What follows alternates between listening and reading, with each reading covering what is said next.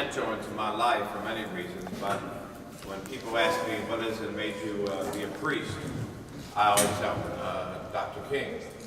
When I was in high school, I had a couple of very interesting experiences. After freshman year high school, I went down to a Native American reservation in Oklahoma, spent the summer there. And then I went to the second summer I spent there, so really learned the culture and spirituality, but also the tremendous injustice done to Native Americans there. And it really sensitized me a lot in the bubble that I grew up in the Southwest side. So then junior year, high school, I'm hearing all year long about this march that this guy named Martin Luther King Jr. is about to do in Chicago about open housing. And it was going to be in Marquette Park. I lived at 81st and Tallman, which is between Western and Kedzie. And so it was about a 10-minute, 15-minute bike ride from my house to Marquette Park, which was at 67th and California. So I talked to one of my friends. I knew if I asked my parents if I could go, they would say no. So it's always better to not ask and then ask forgiveness later. So I didn't ask, and myself and two of my friends rode our bikes over there. The first thing that happened, we went down Western to 71st. We went across 71st Street, going to California, and I saw at 71st between Washtenaw and Tallman, the Nazi headquarters, which I never knew existed there in my life. Years later, I asked my parents why they never told me about it. They said they would never drive down that street. They never wanted my sister or myself to see it, to see the hate and the swastika and go home and all this written on the building. We went over to Marquette Park and we got in there, and two things happened that literally changed my life. One was my friends and I off the bike. They got very frightened, as I did originally, because there was this massive amount of people screaming, yelling all these signs and racist slurs. So my friend, one friend stayed with the bikes, and myself and another guy, we walked over to where the crowd, where Dr. King was coming in, which was actually on Kedzie at 67th. In fact, there was now a monument at 67th, a memorial, I should say, was built there last year on 67th and Kedzie. I didn't even realize at that time, as he was coming into the park, right about where the basketball court is now, he was hit with a rock. I didn't even know that time. I saw him later in the park, and the two things that changed my life really was, one, I had never ever seen hate like that in my life.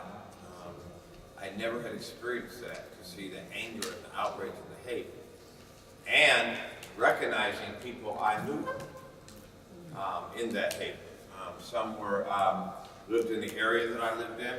Some were older brothers or fathers of some of my friends. Some went to the church I went to at St. Thomas More at 81st in California. So seeing people that I knew or recognized, seeing all this hate and this anger, and then waiting there finally when Dr. King came walking through, and seeing him not respond to any of this.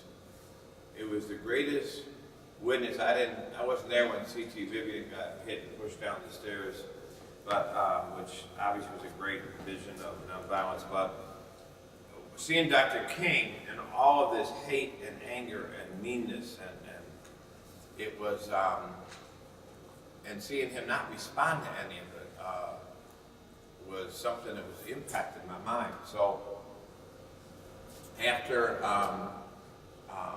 we were riding our bikes home, I could not get out of my head this vision of his hate and then him not responding to any of this.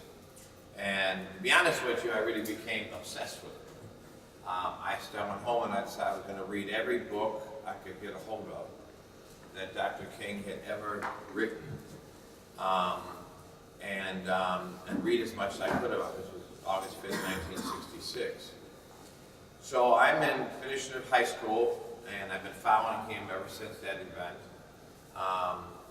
And then I go out to Loyola University, and I wasn't privileged to go to the University of Chicago, because I didn't have that kind of money like y'all had. So I had to go to Loyola University. And my hopes and intentions were to come out of Loyola. That was in the seminary system through Loyola, but my hopes was at that time, I got involved in the anti-Vietnam War movement, all this stuff at Loyola when I was there.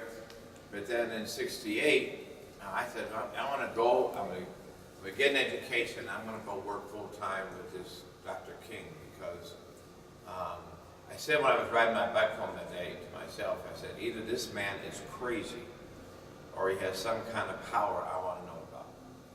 And the more I studied and learned about him was this power of this man, which was his faith, which was his rootedness in God. And so I thought, I'm going to go get my college degree from Iowa, and I'm going to go work full-time in the movement and volunteer. And of course, '68, Dr. King gets killed. And my life so it was up for grabs. Now what am I going to do? And what's going to change? So I went through kind of a real period of not knowing what the hell I was going to do, to be honest with you, and continued on in college, and decided then that I was going to get involved in the west side of Chicago. I went over to Congress and Western. I lived at a church there, and then I wanted to get more ingrained in the community and embedded in the community, so I moved in with a family in, at that time it was called Rockwell Gardens, the Rockwell Projects, but they call it the Gardens. So I moved in with a family there in the 340 building in the 9th floor, and it was Miss Smith. She had 10 kids, 5 girls, 5 boys, and me, in a 2-bedroom.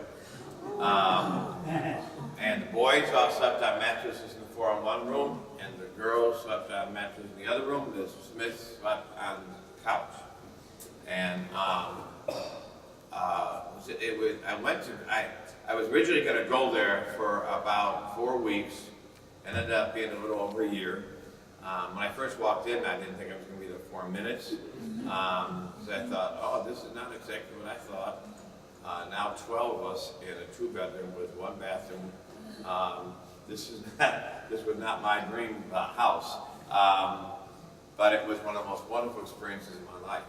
And so I got involved then on the west side with this guy named Fred Hampton.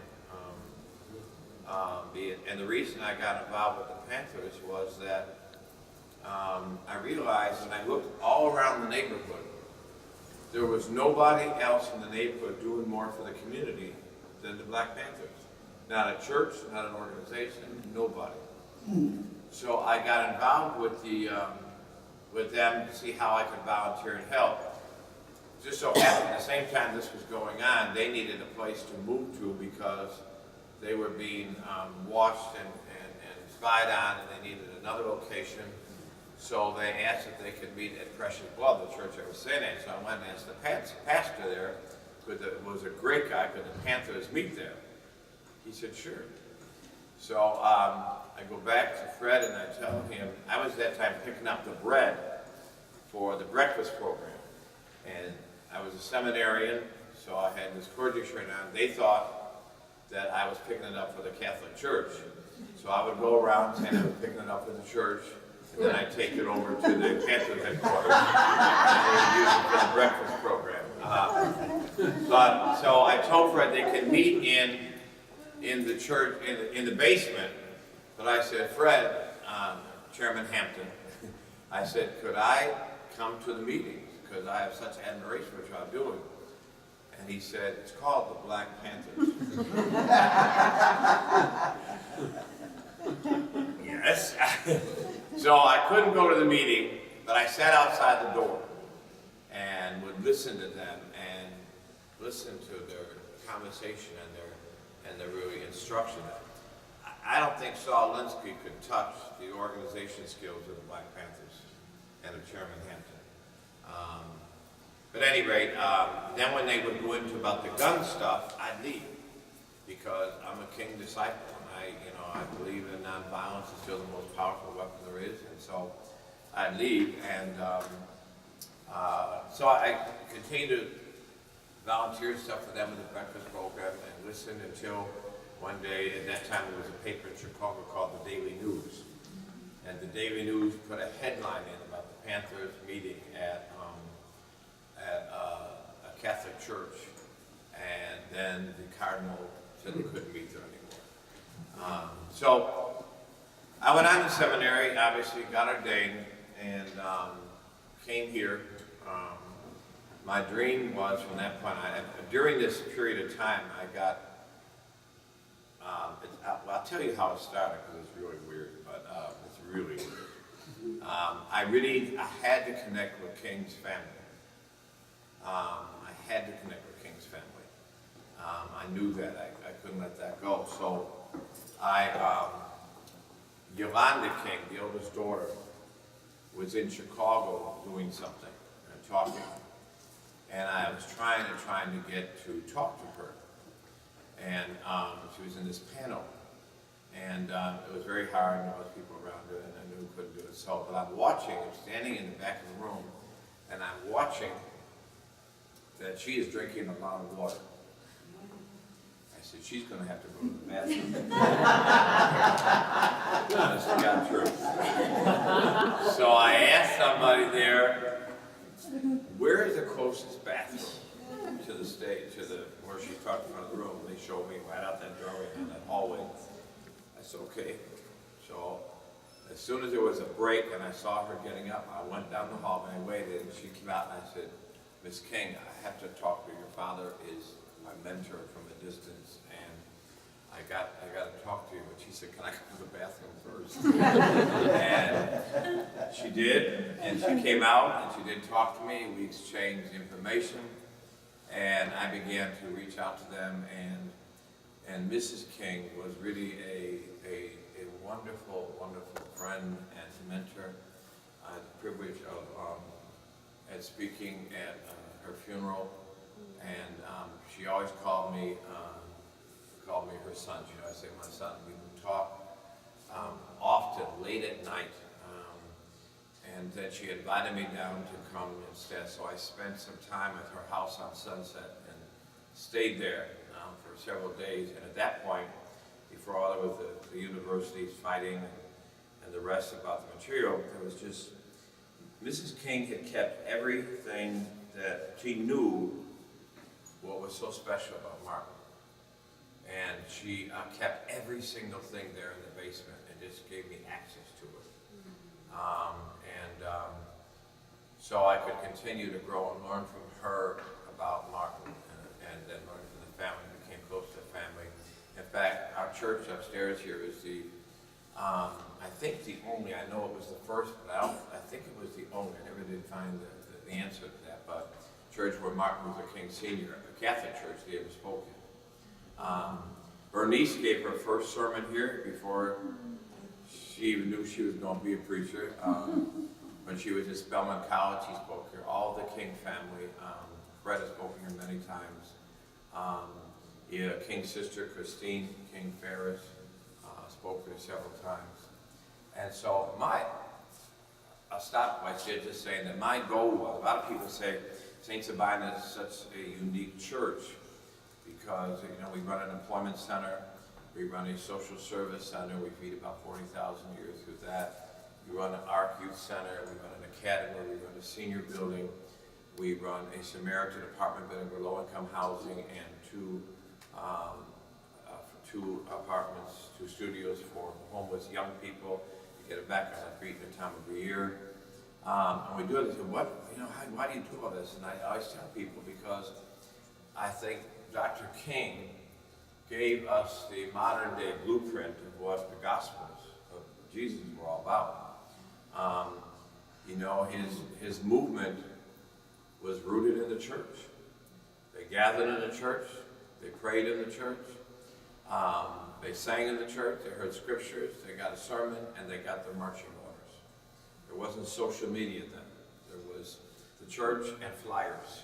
And that's where the movement was rooted out of, you know, from Dexter Avenue's basement with the Montgomery Improvement Association onward. It was always this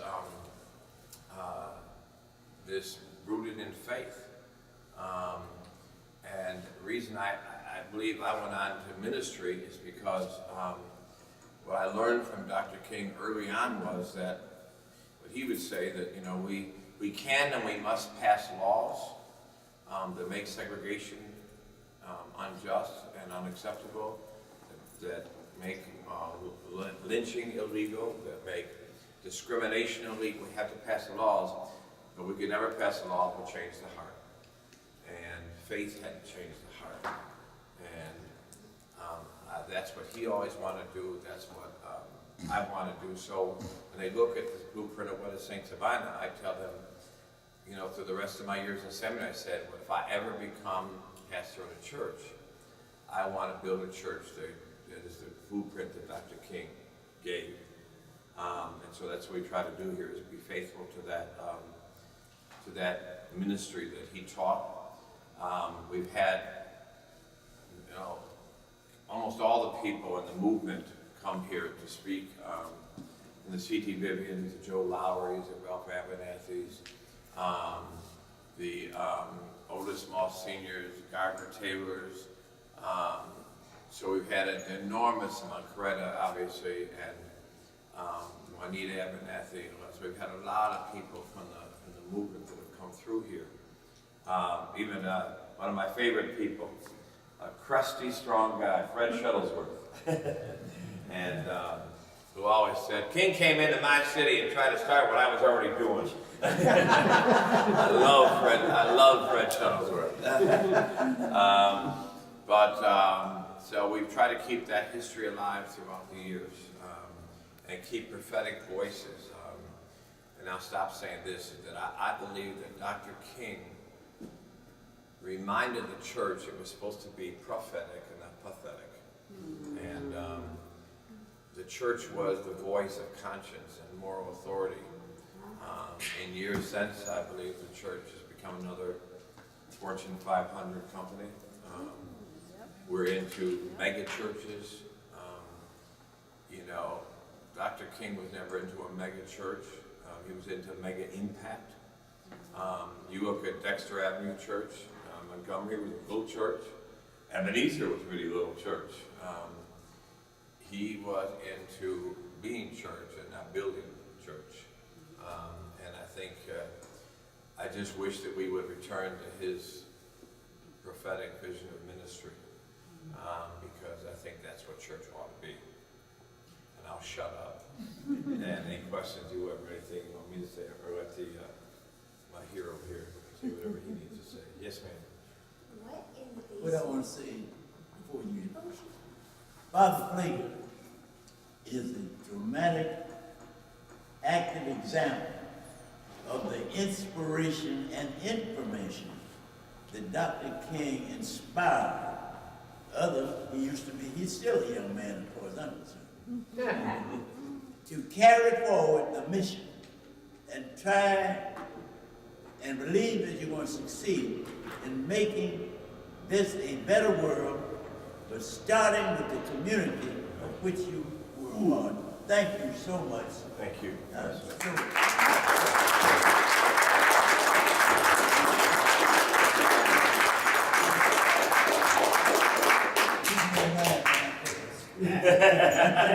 Come on, say something. You ain't going nowhere. You're going to say something at my funeral. Yes. What in the basement did you see that Mrs. King gave you access to that? I mean, love letters. That had the most impact on you, so that you could see. You know, I think the thing kind of generally that impacted me most was his combination of this enormous intelligence and passionate feeling for people. that he, you know, Dr. King at one point in his mission, not at the end of his life. At the end of his life, everybody was turning on him because of the Vietnam War. But Dr. King, you know, was this guy who could walk in places and take over. He was just, you know, this charismatic, anointed brother who was just passionate about justice and about God. But he could walk in a pool room and shoot pool with some guys from the street. And, you know, there was this, his ability to respond with, and I noticed that when I was reading stuff, he had wrote to hand notes to Coretta. You know, there's the same consistent thread of his personality, his character, his passion. And, you know, I remember going in the house, the first time I ever went in his house, and this green lazy boy chair was in the corner of the living room. And I said, is this the lazy boy? Because he used to talk about that. He loved coming in and sitting in this lazy boy chair. And I said, Roman, Credit said, no, touch it, sit down in it. And I said, no, I would never sit down in this chair. She said, you don't understand, Mark. She said, everybody sits down in that chair. Yeah, as Martin's here, they're going to tell you to get up. That's his chair. But she said, it was just that kind of guy. There was no air about him of being a distant from people. He was always one of, and he spoke like that.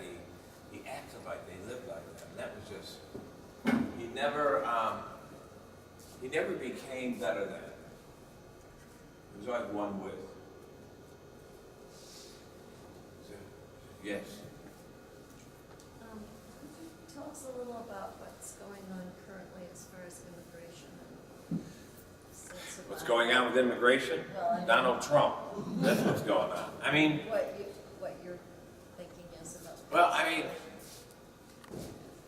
first of all, before I get back and talk about immigration, we just talk about it. One of the things that we have to do in this country is connect the black and the brown and the white in a fight for justice.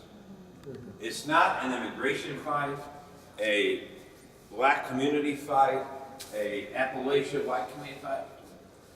I don't know how we let this happen. Dr. King's gift was bringing everybody together and making it a humanity fight.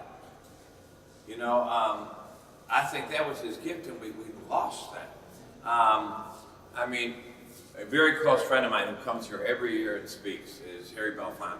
And Harry had told me how he had walked away from God. He said he was just so disgusted in the Institute Church, he had walked away from God, wanted nothing to do with church. He said he believed in God, but he just could not deal with the middleman, he said, anymore. And he said when he began to meet and talk with Dr. King and feel the power of God and the power of love and the love for people in him, he said it brought him back into a hunger for God because of the God he felt, saw, and heard in Martin King. So I think we've got to connect the dots of this, you know, whether it's, you know, somebody in Mexico or Haiti or South America or Africa, this anti-immigrant, anti-Muslim mentality that this president has now given affirmation to.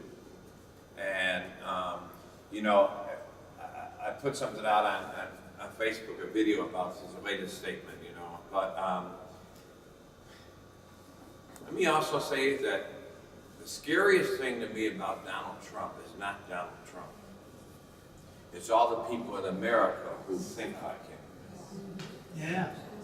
And he has given them voice, and he's pulled back the rug on this America that we think is so beautiful, that's ugly, and that's racist and sexist. And he's exposed, unfortunately, not only exposed them, no, he's empowered them. And if Dr. King, if Donald Trump was removed from office tomorrow, this new boldness of hate and mean-spiritedness and supremacy and nationalism, it's not going away. So we need the power of the moral voice of Dr. King and what he taught. We need that now more than ever, I believe, in America. So having said that, how much progress have we made over the last 60 or 70 years? In your opinion, you've seen it from the front lines. I think we've made some wonderful, obviously we've made some great progress.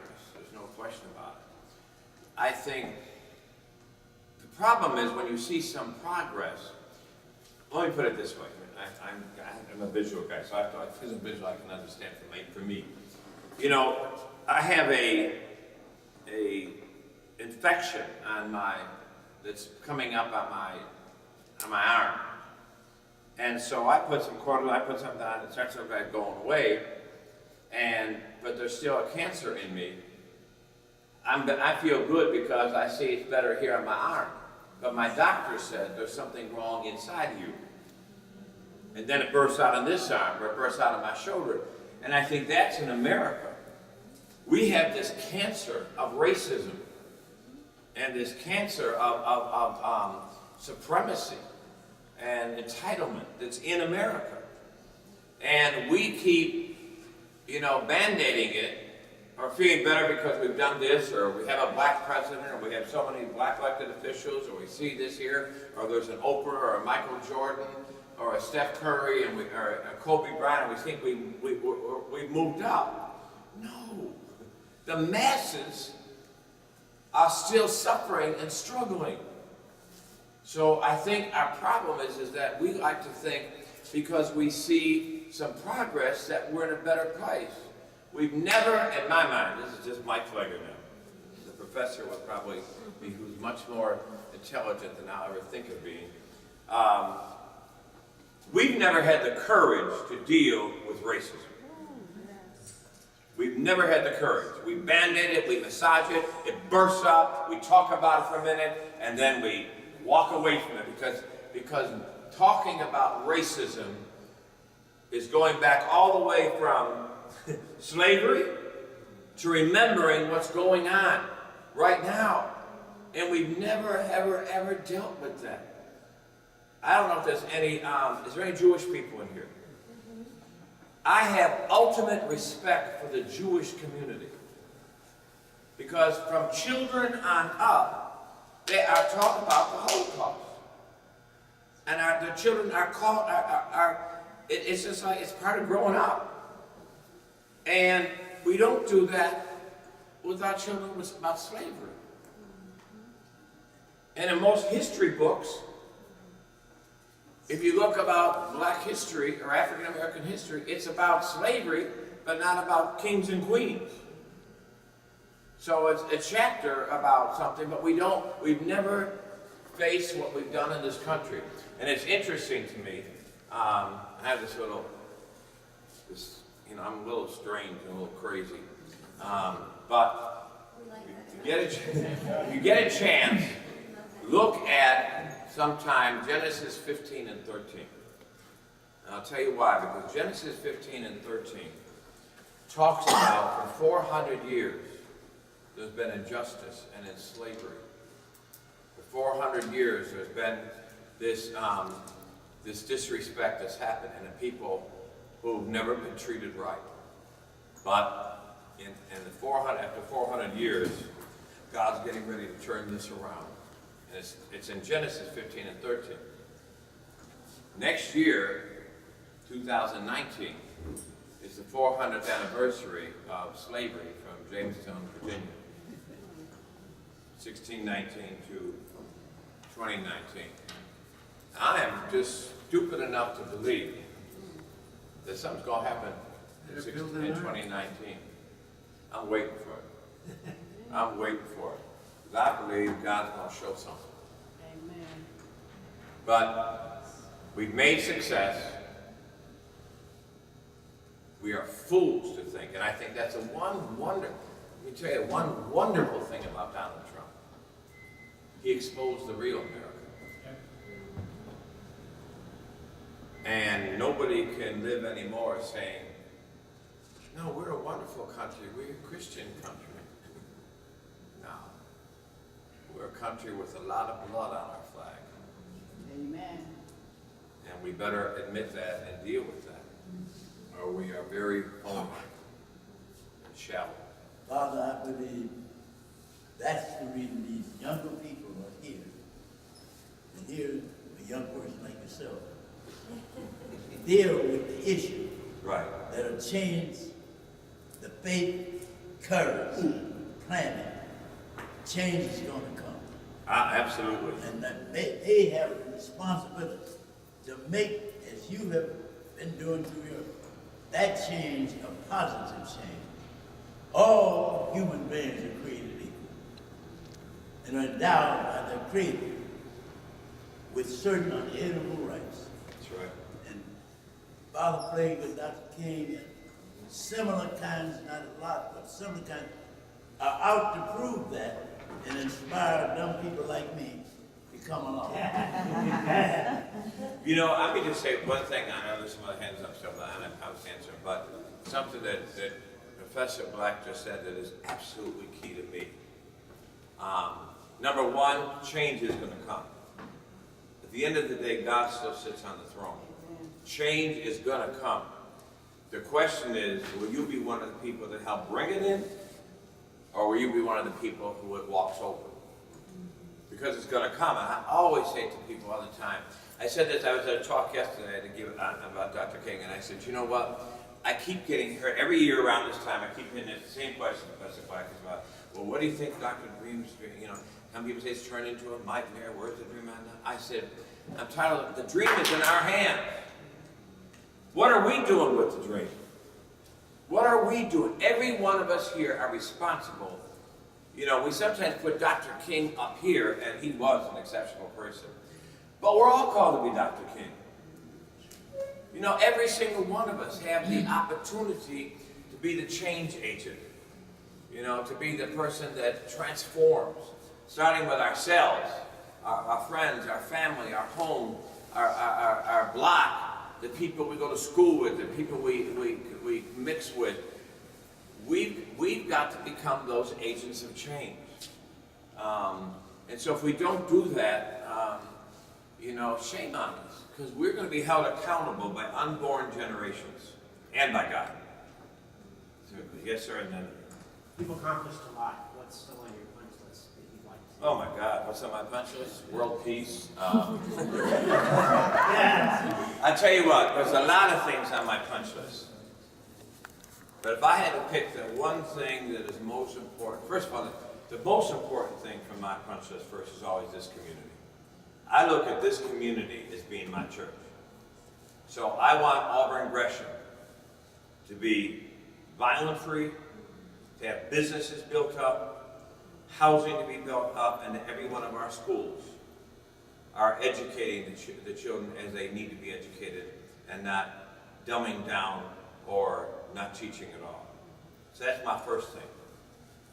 My second thing is, and what I hope to do here at St. Sabina, is to present a model of what I think church ought to be. You know, for many, many years, people would say to me, why don't you leave the Catholic Church? You know, I said, first of all, I have a problem with every denomination.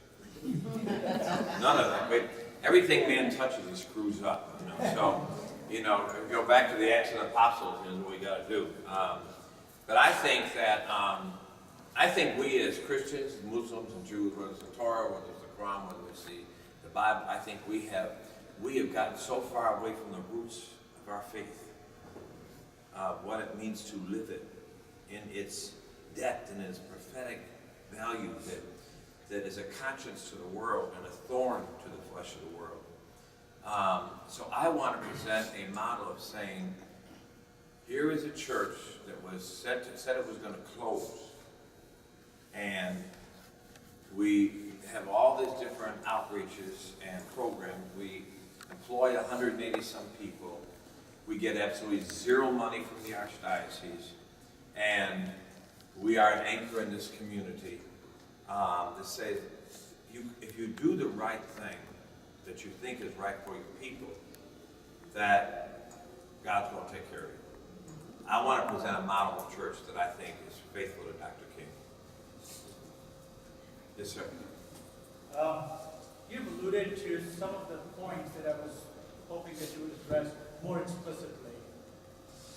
I consider myself a beneficiary of the civil rights movement. Everything that you and others strove for so many years ago, the benefits are there for many of us to claim, and we have been beneficiaries.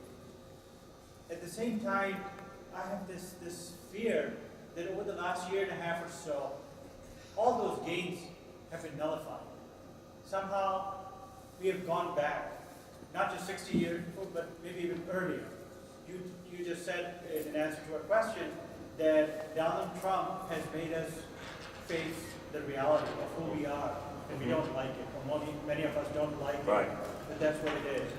So, what do you have to say that have we lost all the gains that we made over the last 6, 7 decades? Having said that, as an American Muslim, we are part of a movement whereby we keep defining who or what it means to be an American. 8 years ago, 9 years ago, we were saying, is America ready for a black president? A year and a half ago, is America ready for a woman president? I don't know what kind of tests we need to go through to answer that question. But we did select a Muslim president 9 years ago, right? Right. It's a Chicago secret. Don't get that. So, where do we go from here? The Alumni Association, this very organization, organized a talk by the wonderful lady over there, Charmaine, about the Muslim ban a few months ago. And we thought things might get better. But over the last 6, 7 months since that talk, things have gotten only worse. And one unintended consequence of that talk was that we didn't get to talk much about the Muslim ban.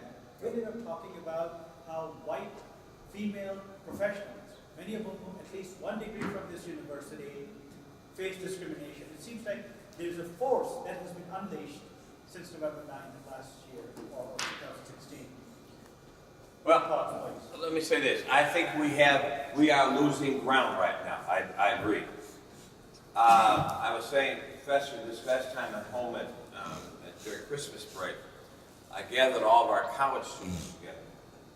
And the first time in my going on my 42nd year here, that I can remember that and there was a group a little bit larger than this, sitting right in this room, where every one of our college students shared about racism they experienced in their college campus. In all my years with all of our college, I never heard it like it was this time, and the examples that they were using, and having the N-word put on the door of the room and slid underneath the door. I've never heard that. So there is a new boldness that Donald Trump has given. Racism has gotten a second breath under Donald Trump. But my point is saying, so where do we go from here? Because we're seeing this, like we're losing ground in voter suppression, and the Muslim ban, and immigration, and racism. I'm looking at this. And so my point is this. Well, when are we going to wake up to say how we're going to stop this? This ought to be a time, in my mind, when people of justice and faith need to cross all the lines and come together. Muslims and Christians and Jews and Sikhs and everybody, and Buddhists, and everybody ought to be coming together now, because in the Quran and in the Torah and in the Christian Bible, the roots of love and respect and reverence of life, they're in every one of our holy books. Why are we not coming together now and recognizing what justice and the fight for justice is bigger than black or brown or white, Jewish, Christian, or Muslim? Justice and faith and love and respect and reverence is bigger than all that. So this is the time for us, men, women, black, white, brown, Muslim, to be joining arms and saying, we're stronger than the supremacists. First of all, because whether we're Christian, Jew, or Muslim, what we believe is truth. Truth is stronger than lies. Love is stronger than hate. Peace is greater than violence. So when we begin to come together under just central threads of justice and peace and love, we can take down, not Donald Trump, we can take down this supremacy and entitlement and hate. We can take it down. But we have to get out of our just talking about it over water coolers and lunch tables and being mad and disgusted or overwhelmed. This is not the time to fold up the tent. This is the time to rise up like never before and give them hell. This is our time. It's in our hands. You know, I'll never forget there's an old movie that probably only people as old as Professor Black and I would remember.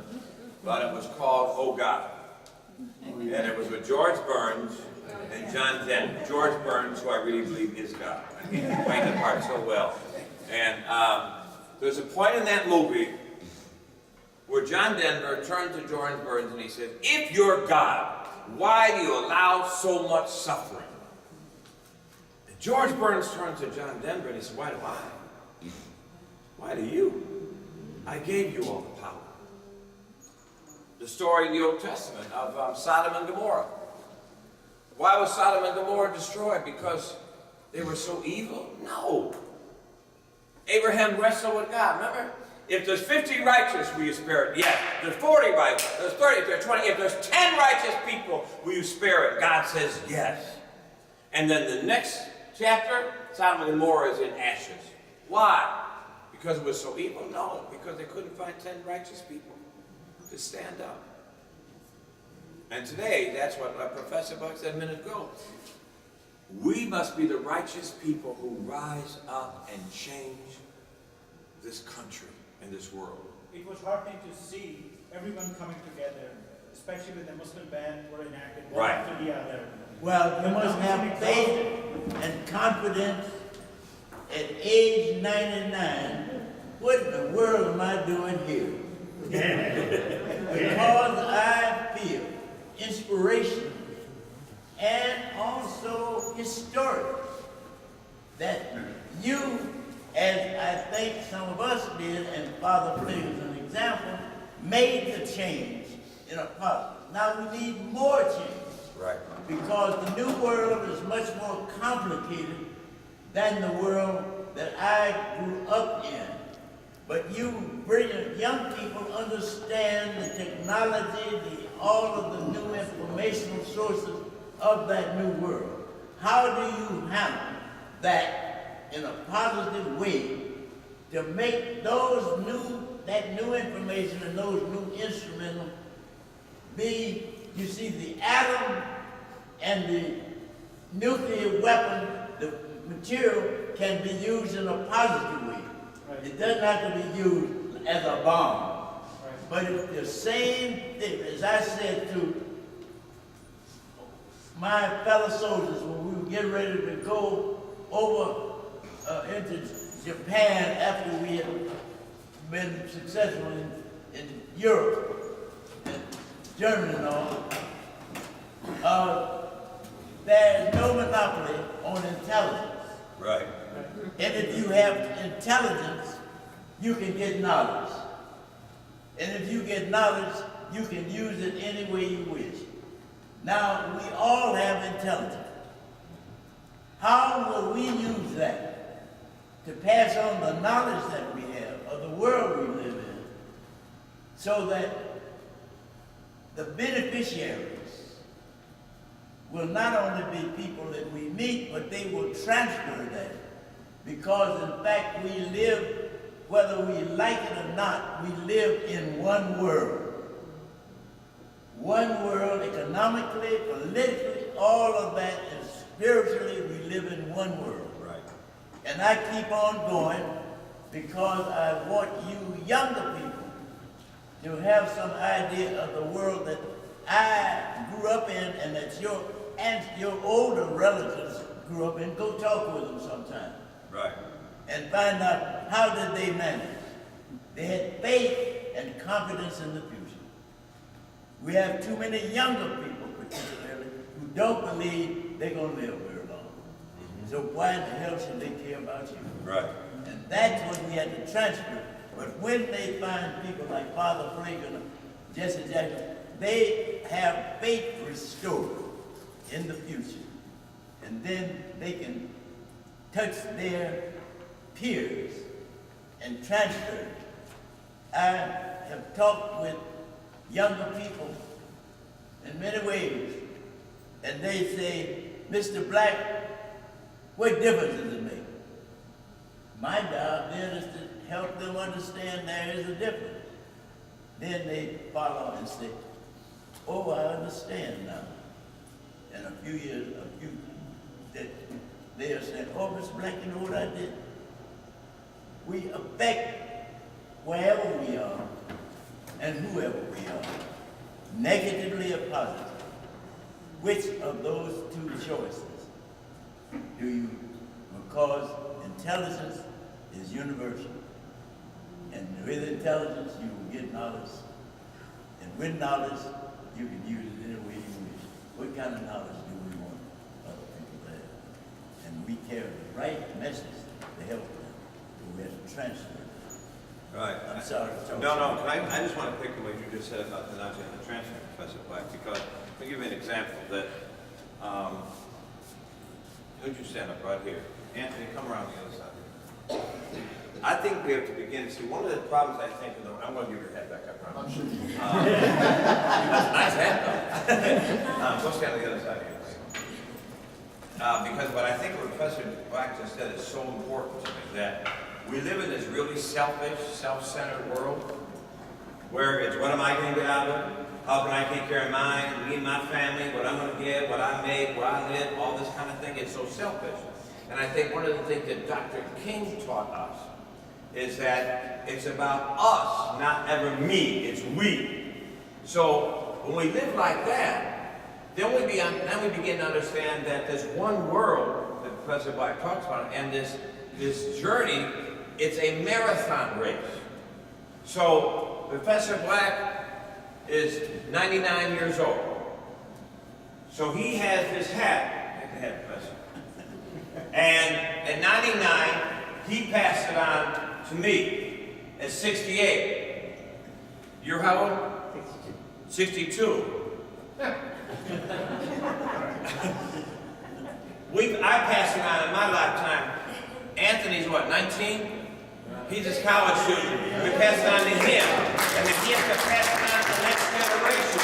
That's what it's about. It's not about, what did Dr. King said, I've been in the promised land, I've seen it. I may not get there, but what? We're gonna get there. If we begin to live like this is a marathon race, and we all, carry the baton for a minute, that we all carry the baton, then my job is to make sure I do everything I can while I'm here. Why is he still doing this at 99? Because he realizes until God says stop, this is what he's got to do every day. And so we all run our part of the race, and then we pass on the baton, but our job is to make sure I'm not dropping it.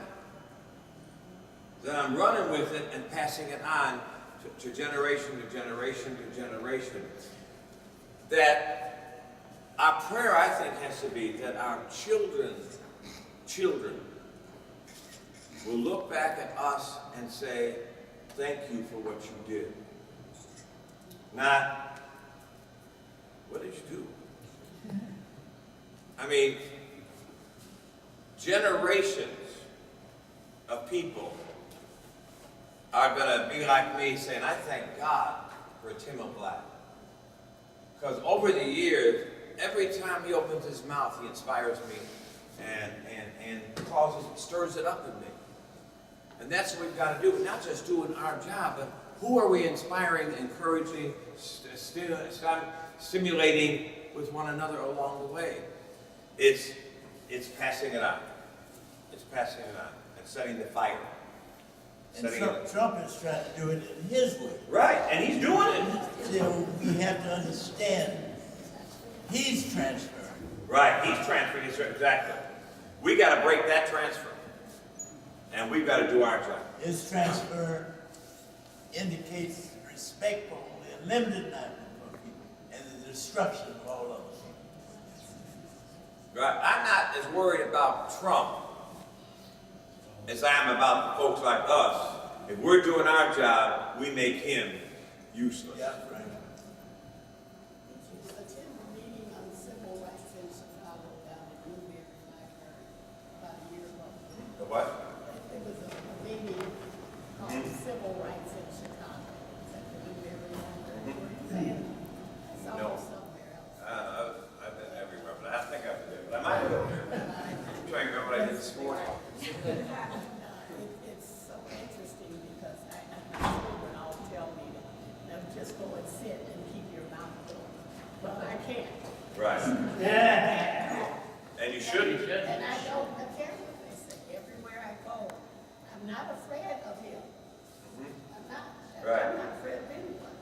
I told them I was the principal, you know, that Carver. Right. In England. And everybody says in Englewood. I'm like, yes, in Englewood. And by the time I got through, I'd walk out on that front and look around. If they had guns over ropes and whatever, they would all be going away, you know, because, well, Miss Batson was out there, Right. you know. But we have got to influence. The meeting on civil rights was kind of shaded, and I thought it was. I didn't know how they would handle that subject. But before it was over, I said, I'll say a couple of words. Don't ask me what they were. But I had about 6 young people standing around me at the end of the meeting. And they were trying to ask me questions. I'm like, wow, we want a celebrity here now. This is weird. And one of them that just was following me to the door was a young white. He had on an army kind of fatigue stuff, you know. My daughter told me later, said, maybe you saved the group there that day. He apparently, and he expressed to me that wasn't sure how he felt about that. Right. He said, but when you spoke, I felt a feeling of love, and it made it all okay. What I said, I cannot tell you right now, but I try to express that to young people when I see them. And I'm not afraid of a gang. And they seem to know it. I had a young man in June with his pants down backward to his knees. Everybody's talking about it. Oh my God, I'm terrible. And me, I went and just said, come here, baby, come here. And I tell him quietly, you know, I know you don't know your pants. So when we get out of the store, I see him hand it to my car. I'm putting my groceries in. And I'm like, well, I guess I'm going to get my bullet now. You know what I'm saying? But he comes over to me and says, I just wanted to thank you. Well, it almost brought tears to my eyes. But I have had so many young people that other people are afraid of. But I try to explain things to them. I talked to them on my block. They were little gangbangers about voting. Are you registered? They want the same thing you and I want, love and respect. Yes, they do. The same thing, love and Some respect. parenting of some kind, Right. you know. We have to start taking it from there. I'm not afraid of anybody. I can get along in any group. We know Dr. King told one time, Andy Young and Harry Belafonte and a few others were in a meeting with him, and they said, you know, we're just not going to get these candidates. They're never going to be with us, and they're going to fight us, they're not going to do it, they're too politically correct, and Dr. King listened to it all. And Dr. King looked at them and he said, go to them, find their moral center, and bring it to us. That's what we've got to do. You know, we have to be careful in our trying to stand up for justice. We don't cut each other down and cut other people. Our job is to find their moral center and help bring it to us. Because love is stronger. And justice is stronger. And that's all we've got to tap into what's right. And people will respond. And we can do that. We got to do that. Any other? I know you got a time on, what's your time?